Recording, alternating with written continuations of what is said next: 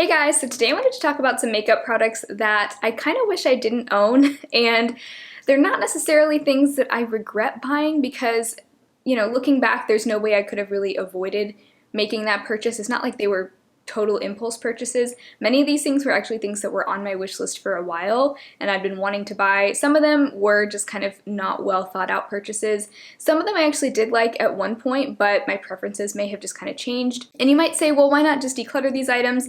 I might declutter them at some point, but I'm kind of stubborn. I'm not anti-declutter. I do declutters on my channel from time to time. I do think that they are necessary to some extent, at least for me, but I also like to try and find a way to make products work for me before they go to waste, especially if they're things that I can't really pass on to someone else. And especially, in COVID times, I don't necessarily feel great about passing on used makeup items to people, even if they are like friends or family. So anyway, these are some of the products that I kind of wish I didn't have the responsibility of using, but since I bought them, I kind of feel like I should make them work for me. So the first one is a product that was on my wish list for a very long time, and in some ways I'm glad I bought it because at least I was able to satisfy my curiosity and finally try a very popular, iconic product, but it's the Hourglass Ambient Lighting Powder. I'm glad I just got the mini, but I'm still kind of salty that I dropped like $20-something on this because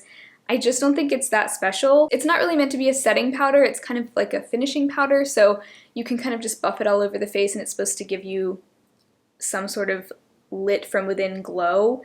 I have the shade Diffused Light, and it's a fine shade for me. Maybe one day, I'm kind of waiting for the day that I just magically fall in love with this. I don't know if that day will ever come, but I'll probably eventually put this in a project pan, and a lot of times once a product is in my project pan, that's when I really get to know it. Like, I feel like, you don't really get to know a product until it's been in your project pan. Honestly, I don't even feel like I've used this that many times, so maybe it's something I just need to use more and I'll fall in love with it eventually, but I kind of just wish I hadn't bought it, But at the same time, I'm glad I did because it had been on my wish list for a very long time. It's one of those products that so many people love, so I don't know. Did anyone else feel so about this at some point and then maybe you eventually realized what was so special about it? Maybe I'm just not seeing it yet. We'll see. A similar product to the Hourglass Ambient Lighting Powder, at least it was one of those products that was on my wish list for forever. It's also a very iconic product. It's the Becca Under Eye Brightening Corrector, and I almost feel bad including this in this video because I know there's so many people that love this and that are devastated that this is not going to be available anymore once Becca goes out of business. Kind of makes me feel like, I don't know, I'm taking it for granted when there's so many people that love this product and like can't get their hands on it or won't be able to eventually, but I'm not a corrector person, and this is another thing where maybe one day I will learn to love this product, and I'm also kind of glad that I did end up getting it because I was wondering about it for so long and I thought, maybe this will finally be the color corrector that changes my life. It has not changed my life yet, so we'll see. I don't think it's bad. Like, I do kind of like it for very light makeup days. I just don't really think it makes sense to do this additional step when, let's say, you're doing like a full face of makeup and you're going to be layering this underneath concealer. For me, it just doesn't really add anything when I wear it that way. But it does add a nice brightening effect when I'm not putting concealer on top of it and I just want like a little bit of brightness on my under eyes. So that is how I'll use it. Maybe this is another thing that I'll put in a project pan eventually, and hopefully one day I'll learn to love it, but I don't know. I just don't really know what I'm missing. And I've kind of learned that color correcting just doesn't make a whole lot of sense. And a lot of makeup artists will say too, you don't really need to color correct unless you have like severe discoloration. And I do have dark circles, but I've just kind of realized that even if I'm wearing a high coverage concealer, a little bit of those dark circles are still going to show through, and that's fine. Like, I've just learned to accept it. It's part of my face and it's really not that big of a deal. I'm probably the only person who's really noticing it, and it's not something I should feel like I need to like completely erase and make undetectable. So anyway, in some ways I am glad to have finally learned that lesson, and I'll probably stop wasting money on color correctors now. So another couple of products I wish I didn't own, and one of these I used to really love, but it's both of my face primers. I just don't use face primer anymore. I don't remember the last time I used one, to be honest. It's been a couple months at least. But I have the NYX Angel Veil and the NYX High Glass Primer. The Angel Veil has never really been anything special to me. I used to love High Glass. It's just that I've now realized that face primers don't really fit into my routine. It's an extra layer of stuff on my face that I don't really need, especially having sensitive skin. I feel like the fewer products, both skincare and makeup, that I'm using, the better. So I like to just start off my morning with some moisturizer, sunscreen, and then once that has had time to kind of sink in, I just go straight in with a foundation, and I feel like that works fine for me. If you're on the hunt for a good glowy primer and that's what you're into, you'd probably really like this. I used to be really into glowy primers, but now I feel like I have so many glowy sunscreens that do the same thing, and I worry that putting too many products on top of my sunscreen could kind of disrupt it, especially if it's almost the consistency of a moisturizer like this one. You're really not supposed to be putting moisturizer type products on top of your sunscreen. So I just kind of avoid it altogether now.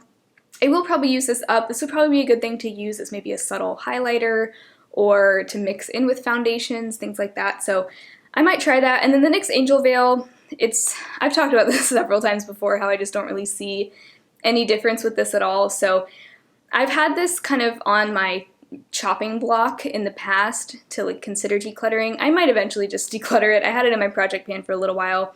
I did make some progress on it.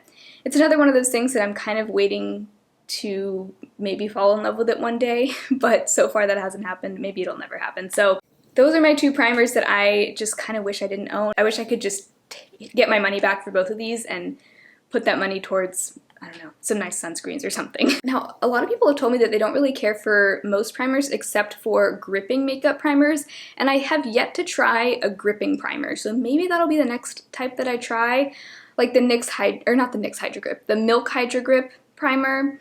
I've heard that that one is like actually worth it, and then there's like the E.L.F. Mint primer that's supposed to be sort of a dupe for the Milk one. Maybe I'll try that. I don't know. I've heard that that type of primer actually does help with the longevity of your makeup, so that might be something I try in the future, but blurring primers, smoothing primers, luminous primers, I just don't really feel like I have a use for them in my routine anymore, so. Alright, now here's another product I kind of just wish I didn't own. I wish I could just get my money back. Luckily, I only spent like $2 on this. This is the BH Cosmetics Studio Pro Beauty Sponge. Now, fortunately, this was on sale when I bought it for like $2, so I didn't really waste much money on it, but I just kind of wish I hadn't bought it altogether. It's one of those very kind of firm sponges, and not in a good way. Sometimes I like a semi-firm sponge, but this one, it gives me Nerf football vibes, you know? It's one of those, and it's still actually on sale for $2. I would say if you were like wondering if this is any good, even for $2, I would say skip it and just pay like a few more dollars for an EcoTool sponge, because I love those.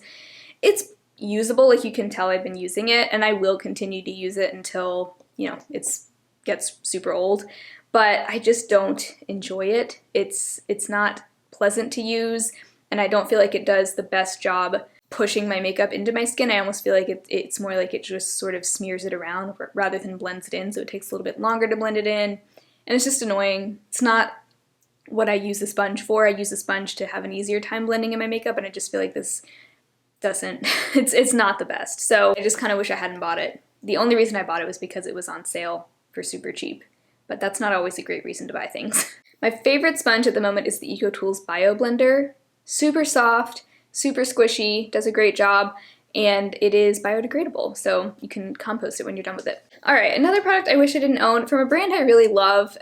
This is from Clarity Cosmetics, and I think this has actually been discontinued. It seems like they discontinue products sort of frequently. They're just always coming out with new items, but this is one of their lip glosses in the shade Drop the Mic, and this is a purchase I probably couldn't have really avoided making because I don't think there were really many reviews of this on their website, and it's not like this is a well-known product, so I don't think I could have like looked up reviews ahead of time or anything.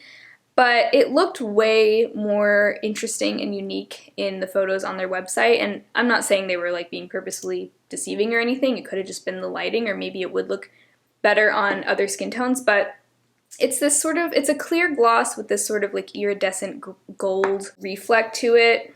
It's just kind of meh. It's just kind of lackluster. I feel like it doesn't really show up the way that I thought it was going to on my lips. And it's a very thin gloss. It doesn't stay on for very long.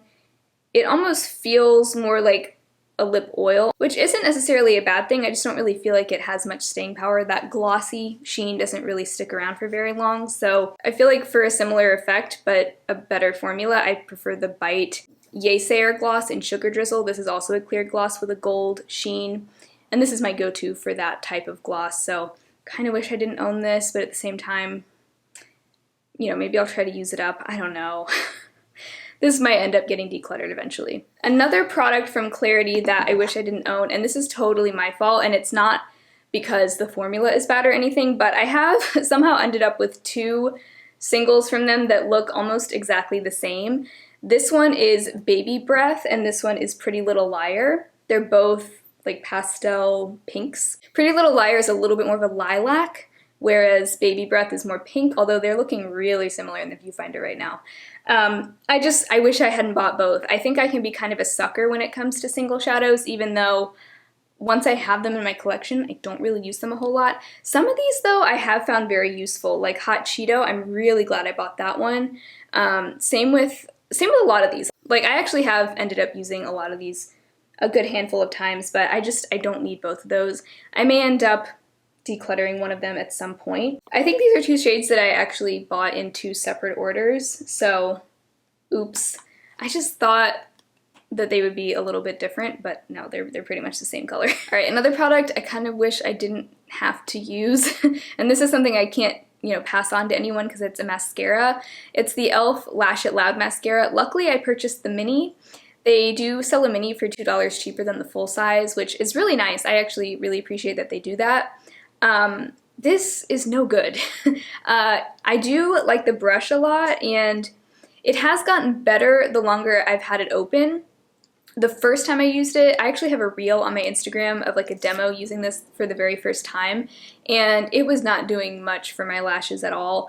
Now that I've had it open a little bit longer, it has gotten better, but unfortunately this smudges like no other. Like, I don't typically have issues with non-waterproof mascaras smudging.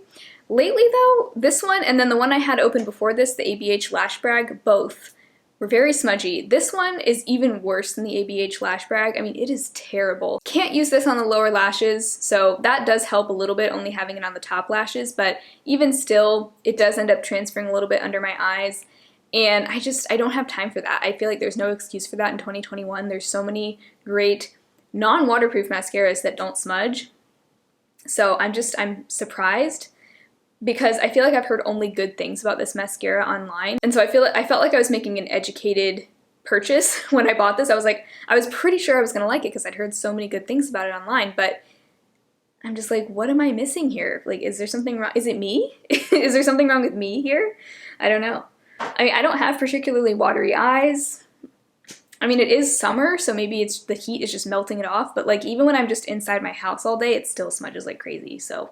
All right, another product from E.L.F. that I feel like is also overhyped, or at least it was when it first came out. I feel like I haven't heard about it much recently, but it's their Ride or Die Lip Balm. This came out in 2020.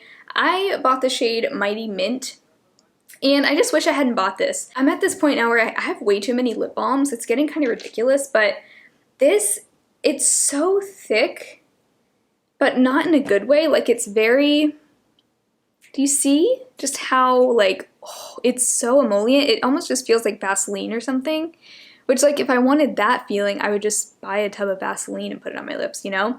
Now, one nice thing is it is very glossy, so if you like that in a lip balm, I mean, that's nice, I guess.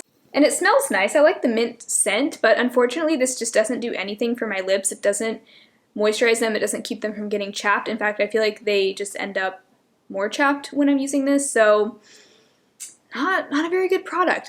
Maybe I would have liked it more if I'd gotten one of the tinted versions, because those do look pretty, but for just a regular lip balm, it's not that good. And I even had my boyfriend try it, and he hated it. He was like, it's just disgustingly thick. He did not like the feeling of it. So, you know, whatever. I don't mind the thickness necessarily, but if it's gonna be that thick, I need it to be like really intensively moisturizing my lips, and that's not what this is doing. The last product I wish I didn't own, this I've actually had for a while. It's the NYX Vivid Brights eyeliner. Why couldn't I think of that word? I kept wanting to say lip liner. In the shade Vivid Halo. So I love the color, love yellow on the eyes. I think it's really pretty. But unfortunately, and I've heard this from others as well, this, when it dries down, it cracks. And it's just not cute. I feel like I didn't notice that at first, but the last time I used this, I tried to get out of my comfort zone and do like a graphic liner look. It didn't turn out very cute. It looked okay from far away, but up close this was all cracked and just weird. And it's not like I applied too much of it or anything, like I just applied a thin amount like you normally would with a liquid liner. But yeah, I don't enjoy that. So it's not like unusable, you know, like I can use it, but I don't find myself wanting to use it very often. And plus, with these Clarity singles, like this matte one here is pigmented enough that I could use that as a winged liner if I wanted to. Maybe layer it over like the NYX Jumbo Pencil in Milk. But I don't know. This might be something I end up decluttering at some point. We'll see. I don't know. I don't know when my next declutter will be. I feel like maybe I'm due for one soon. We'll see.